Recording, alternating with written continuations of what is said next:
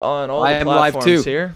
Me too, Lovely. man. What's up, Instagrammers? What's up, Facebookers? What's up, podcast people around the world? Partners in power. Let's do this. We're ready to record our fifth episode this week. Don't forget about YouTube. YouTube. That's right. YouTube, Facebookers, Instagrammers, iTuners, whatever you listen to us, whether you're listening to us actively or passively, we're here to serve you. We are clock locked and ready to rock, and we are ready to turn this world on fire. Fire. Alrighty, so we're going to press record on this last episode of Obstacles. And 3, 2, 1.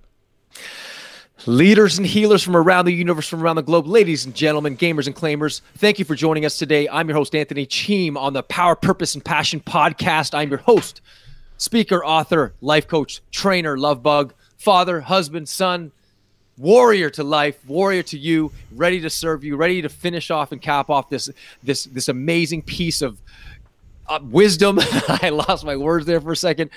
This week's topic has been all about the 5 components or 5 challenges that every human being goes through that keeps people from being the best version of themselves, keeps them from showing up and taking consistent action towards their deepest and highest desires. This is my son back here, Anthony Cheam. Thank you for joining us, buddy. What's going on, man? So yes, this is a show where we help you claim your power, clarify your purpose, and cultivate your deepest and widest passions. Thank you. What's up, Cam? How you doing? I'm ready. It's Friday. TGIF. Not thank God it's Friday. It's TGIF. Thank God I'm free. You know what I'm saying? Hey, let's do this. I've never heard that. I like that. Thank God I just made that up, free. man. Thank God I'm free. Thank God it's Friday. No, thank God I'm free. Let's do this. That's sweet. That's sweet. Yeah, no, pumped about this episode, pumped about life, pumped about the fact that I have 2 eyes to see, 2 feet, and a heartbeat. I'm glad we got this energy going. Yeah, that's awesome. It's great. It's great. And I hope the people out there realize that if you're listening to this and you have 2 ears that both have the same capacity of hearing, then you are lucky, man, because there are people who can't hear at all. There are people with half hearing, 10% hearing, 10% sight. Like there are people in wheelchairs, and I'm not saying that's all terrible. Yes. But it's just to be grateful for what you do have, regardless of what you have. Keep breathing that. It's such a great reminder, man. No, seriously. Thank you, Absolutely, Cam. I mean, like, and here's what it comes down to. People that are listening right now, Cameron is. I took Cameron on as a sort of as his mentor and as a student. He reached out to me a long time ago, and this is how it goes. He reached out to me. Just commenting on my TEDx talk a few years ago, and we become friends. I'm obviously a little bit older than he is, but he reached out. His passion, his ability to want to be a student and to learn about spirituality, about business, about life, about success, about happiness, what intrigued me so much. The fact that he was so determined and disciplined and consistent in his life, wanting to learn and take sort of the same pattern, the same sort of journey that I've taken in sort of claiming my power, clarifying my purpose, and cultivating my passion, which I'm still learning, by the way, and just teaching him as much as I can. The fact that he was so driven and so his desire was so burning inside him to want to be better. I just had to be able to be his friend, his mentor, his coach. And you know what? He's teaching me now too. And that's the fact of life, that the mentor and the student, the relationship extends beyond their coachee mentality or student to mentor or teacher mentality. And let me tell you something, I've learned a lot from him. He's learned a lot from me. And as I said I say to a lot of people out there, we need to learn that which we're teaching the most. And the person listening to this podcast, most importantly, the most attentive person is myself, the one who's speaking, because I need to learn these things and sort of reinforce myself in a lot of these life lessons that I'm giving to you from the deepest depths of my heart and soul to you. So thank you, Cam, for being a friend. Thank you for being my partner in this journey, for being a student, for being an example of what hopefully for our youth out there that are out there wanting to make a difference as well. So yes, we are here to cap off this 5th episode. And again, the common theme for this week has been the 5 biggest challenges that human beings go through in their journey, whatever journey you're on, would be a personal, professional journey. And the first one we talked about was fear. Second was procrastination. Third was distractions. The fourth yesterday was, I believed, overwhelm. And then the 5th one of today is how to conquer your emotions. And really, that's sort of paradoxical because you don't really conquer your emotions. We're human beings. We are going to experience down times, up times, depressed times, sad times, exhilarating times, exciting times. We're going to experience those. But it's not so much that you experience them that is the difference. It's the fact that you are aware that you're experiencing them is where all the power is. In my book, U 2.0, the first P is claim your power, and the five power types of human potential. And the first power type is your spiritual power, your ability to be aware, your ability to be from the time you are stimulated by the external or internal mind, whatever it might be, to the time you are responding to that. There is a space between stimulus and response. Stephen Covey calls that the space between stimulus and response. There is your ability to respond, to make a choice, whether it's with lightning speed or consciously, you're making a choice. That is where you live. That's why it's so important to give yourself the gift of contemplation, prayer, meditation, so you can quiet the mind. Not only quiet the mind, but sit in stillness and watchful observation of the mind as it plays all these crazy games, the voices of the good, the voices of the bad, the polarities of masculine, feminine energy. You know, you got your dreams and desires on one end, and then you got this little inner cynic and ego on the other, and just kind of battling with each other. And there you are in between, making a choice of whether to listen to the good voice or listen to the bad voice. And that's happening all the time. Should I or shouldn't I? You know, is this person good? Is this person bad? Should I eat this food or shouldn't I eat this food? Should I choose the salad or should I choose the candy bar? Should I go skip out on this work today and show up late, or should I actually show up early and push myself because I'm tired? It's all about that game of awareness. So that's the first step. Be aware of this emotional state you're in. Honor it. Don't deny it. Don't disassociate it, but honor it, the fact that, hey, listen, I'm not feeling good right now. There are many times in my life I did not feel good. But one of the difference between very successful people and people that are just sort of living mediocre lives, I love them both. I love everybody. But if you want to know a major difference between the very successful people in life and the people that aren't living the life and the dreams that they're really moving towards, the difference is, I found from an action point of view, is this: successful people, whatever you're looking at, will do things even when they don't feel like doing it. Will do things even when they don't feel like it, even when they're down, even when they're tired, even when they're exhausted. That doesn't mean you don't listen to them for you to be triggered to go to sleep or to give yourself rest or to give yourself love or whatever it might be. That does not mean that. What I'm saying is they are not victims of their emotions. They don't allow their emotions to dictate their actions all the time. So your emotions are your fuel. If you are in a depressed, sad, tired, exhausted state, you're not going to make good decisions from that state. But in that moment, you have a choice between stimulus and response, either to respond to your depression in a negative way or respond to your depression in a positive way. Positive, you know, I remember Zig Ziglar talking about, listen, it's not negative to pinpoint where your darkest flaws are. It's not negative to go, I've got a problem. Or to say to yourself, hey, I'm having a tough time here. It's negative when you say I got a tough time and there's nothing I can do to turn things around. That's when it becomes negative. When you feel like, oh, I don't have the power. I'm a screw up. I've always been like this. I guess my stories or my movie, or I'm an author of my own movie, but I'm creating this, or you know, the circumstances of my life have created my life, or my mother called me names, or my dad made fun of me, or I was abused when I was a child, and those all might be true.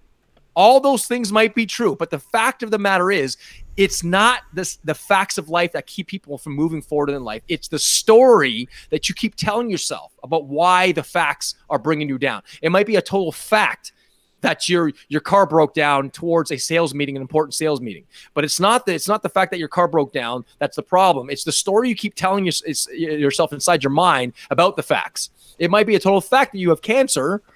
And God, there's a lot of people out there that have them. My dad died of them, right? I mean, I've felt clients that died. My sister had breast cancer. I get it, but it's a story you keep on telling yourself that completely debilitates yourself. So one of the things we want to do is number one, we got to become aware of the voice, the language that's inside our head. That it's either dictating how we speak to ourselves, or whether we listen to that voice or turn it off or turn away from it. How we're using our body, our physiology. Let me ask you a question out there, people. Have you ever worked out and exercise and been completely depressed. It is literally impossible to work out, to run, to get your physiology, to move your body in such a way that's powerful and warrior-like and feel depressed. So one of the way, again, the second part of this, if anything, is change your physiology. That is one of the things, the peak performance techniques I learned from Tony Robbins many years ago that he continues to reinforce in me when I read or some of his work or listen to some of his audios. Change your physiology, because there's many times in my life where things were going well, but my physiology wasn't going well. I was kind of down or whatever, and I wasn't happy. But there were times when things weren't going well, and I was able to break through by changing my physiology, changing my mindset, changing my patterns of how I spoke to myself, and all of a sudden I was able to return to the game. So number one, become aware of it, of the states that you're in that are helping you, that are hindering you, and learn to become sensory, acutely aware of how to trigger powerful states and what are triggering you to go into low states. That's a big one. So what's going to trigger you to go into powerful states, and what's going to trigger you to go into downward disempowering states? And let me tell you something. There are 3 patterns, and this might sound familiar for you Tony Robbins peak performance students out there. There are 3 patterns that determine how you feel at any moment in time.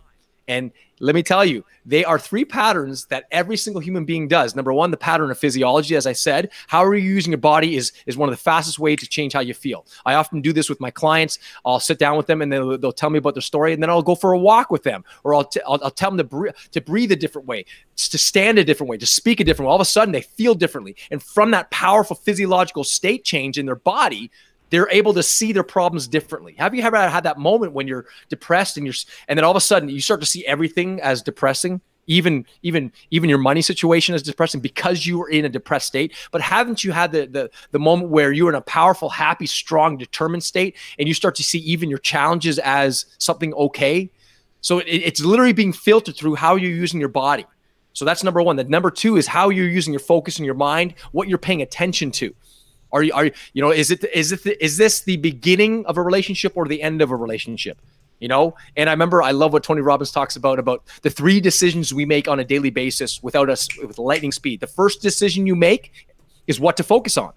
Do I focus on my work? Do I focus on my relationships? Am I focusing on my health? Am I focusing on my money? Whatever it might be. The brain immediately goes to what to focus on. And then the brain goes, the second decision you make is, what does this, based on what I'm focusing on, what am I focusing on? What does that mean? Is this the beginning or the end? Is this the beginning of a chapter or the end of a chapter? Is this person trying to hurt me, or is this person trying to help me? And then the third, based on the meaning you give it, you then that then produces emotion. That emotion then filters what you're going to do. So if you focus on your health and you go, and the meaning you give your health is, I'm a fat, ugly slob, I'm going to die and have cancer, what emotion are you going to feel from giving it that meaning? You're going to feel down. But if you say, you know what? I spent the last 30, 40, 50 years completely destroying my life, but now the meaning I'm giving my life is I'm going to spend the next 30, 40 years empowering myself and taking care of my body. What emotion are you going to get from that meaning? You're going to get a more powerful, hope-filled, faith-filled emotional state, which will then trigger you into taking another action. Again, focus. What does it mean? What action you're going to take? 3 patterns: pattern of physiology, pattern of focus, and the third one is your language patterns. What are you saying to yourself verbally? If you listen to my voice, I'm saying it with intensity. I'm saying using words like empowering, powerful, passionate, purposeful. Those are going to trigger different states in you than, oh, I'm feeling okay. Oh, how you doing? Not bad. I mean, that's one of the worst ways people respond. How's it going? Not bad. Or, well, how's it going? Compared to what? How you doing? Well, not really that good. And I'm not saying to you people out there that you deny your feelings. What I'm saying is this: be intelligent enough to be acutely aware to go, all right, in certain contexts of life, if you were feeling sad and you were feeling down and you needed to step up for your sales team, or you needed to speak in front of your class at your college project and people are counting you to show up, but you're sad. Or let's say you came home and your wife just lost her job, but you had a tough day at work.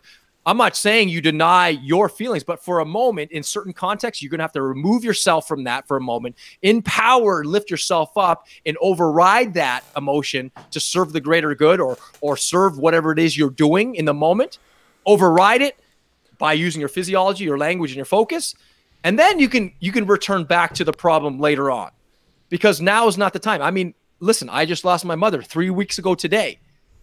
I just lost her, and I am going through some grieving points. I'm going through some sad points. It's tough.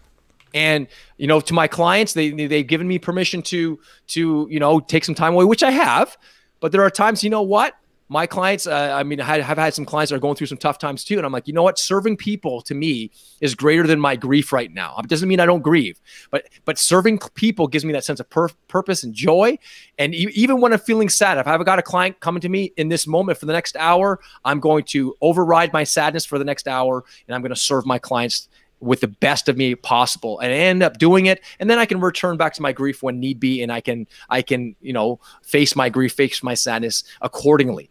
But the point is, I don't allow it to completely disengage or disempower me completely, where I just go into a downward spiral. And let me tell you something, the pain and the suffering, it's there. I know it's there. I face it. I embrace it. I know it's there, but I also use it as a springboard to elevate me to better levels of service, better levels of love and awareness overall in my life. So let's repeat this. Number 1, aware. Number 2, know and trust that you have a choice on either to allow this circumstance to elevate you or to disempower you. And number 3, change your physiology, change your focus, change your language patterns, change all 3, man, your whole life can change. And so I think that is a good start to this episode. What do you think there, Cam? No, that was the start and the end, man. Come on. It was good. It was good. No, I agree. Those steps are perfect. So what you know, what is the worst comes to worst situation where somebody just can't get out of it? Yeah. Yeah. Okay. Well, when it comes, yeah, really tough. Yeah. For you Instagram people out there that are listening to this, Cam just asked me, what about the people that are really going through tough times, really going through? Then the only way I would say so is this. There's an African proverb that says, if you want to go fast, go alone. If you want to go far, go together. Which basically means ask for help, not because you are weak, but because you want to remain strong. Ask for a coach, ask a mentor, ask a friend, ask a family member, ask someone that you deeply admire and respect for help. Go to a therapist, go to a life coach, go to a spiritual director. If you are stuck in that sort of hallway of confusion, let me tell you something. That's the number 1 time to go deep into your stuff and to learn and grow the most. The greater the challenge, the greater the growth. But you've got to know that there are people out there wanting to help you specifically. I mean, perfect example of this was when my mom died. There was the outpouring of love that came towards me and my family and I was overwhelming. I couldn't believe it. The people at the church, the people at, you know, friends and family were coming over, sending me this, sending me that, making me food, flowers, sending me notes, and just calling me, like ringing my doorbell, just visiting me. It was overwhelming. I didn't ask for it, but man, was it so welcome during my most painful sufferings and pain during this time. It's only been 3 weeks. I can't believe it, already 3 weeks. But I was asking for help from people as well, from people that I respected, from my mentors, from my coaches to help me through this. And they gave me some good advice. And, you know, even if I were just for them to listen to me and not give me advice and just be a good ear for our shoulder to cry on. But we need people to help us, to lift us up, to guide us through our darkest hour. That's what makes life most profound, when you are doing, when you're living your purpose, but you're not just living your purpose, but you're doing it with other people. When you go from dependent to independent to interdependent, where you're building teams of, just like you and I, Cam, are doing this together with Danish and Farah to make the world better. I mean, what better way to make the world better when you're growing, the people around you are growing, you're making deeper connections, and you are suffering together. And that's what compassion actually means, to suffer with. And that's what compassion is. And to suffer with people, to help people with their suffering, to feel what they're feeling, to help people lift people up during their darkest times. And that's what it's all about. And it's not just about lifting ourselves up, though we do have that power, but it's when people around us are lifting us up. So, I mean, let me repeat myself too, that ultimately where you will be in 2 years, and I'm repeating this, I'm echoing my original mentor, where you will be in 2 years will depend on 4 things: what you read, what you listen to, what you watch, and who you hang around. And if you change those 4 things, man, I changed those 4 things a long time ago. What I read, and I'm reading very, very powerful, helpful books, listening to audios that are going to empower me, watching people, going to seminars, watching videos that are going to inspire me. And my friends, I have both friends that are, you know, as good as me, better than me, that are inferior to me in different areas. But man, that's what it's all about. I mean, let's face it, Cam is 19 years old, 20 years old, and he's a better this and better that than me, technologically sound. And he's written, well, how many albums have you done? 4 albums now? I mean, geez, I've not done an album. That's a goal of mine too. So he's inspired me to do that too. I eventually want to do an album too as well. And let's take this journey together. This podcast is about helping you during your journey, helping you. You get to hang around me as your mentor, whoever you are that's listening to. You get to read my books, read my blogs, you know, watch my videos. You get to be with me physically, ask me questions, make comments, share, and support my growth too as a human being. So God bless you guys. I appreciate you, every single one of you that's on this show, that's listening to this, that has a deep desire to make yourself better and the world better. I got a ton of respect for you that make the sacrifices and are committed long-term to growth and to contribution. So to your continued upgrade and evolution, live it up with power, purpose, and passion. Elevate yourself, enhance yourself, empower yourself, enrich your life. And guess what? If you want to hear more about this show, subscribe, like, comment, share it with people that you love, that you think that this would help people. And I'll see you in the future at an event or live in person. God bless you. Thank you. I love you.